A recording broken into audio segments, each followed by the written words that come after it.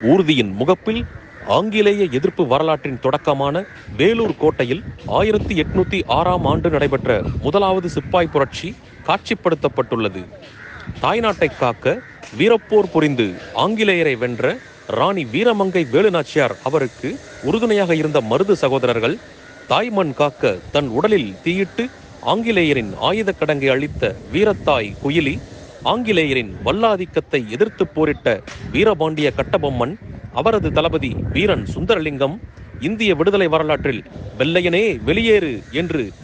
முதலாக வீர முழக்கமிட்ட பூலித்தேவன், ஆங்கிலேய படைகளை தனி ஒருவனாக சென்று அழித்த ஒண்டி வீரன்,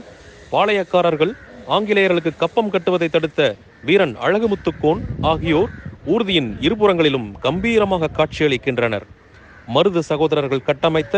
வீர வரலாற்று ஆவணமான காளையார் கோயில் கோபுரம் இந்திய விடுதலை போரில் தமிழ்நாட்டின் 250 ஆண்டுகால தொடர் பங்களிப்பை எடுத்து எம்பும் வகையில் காட்சி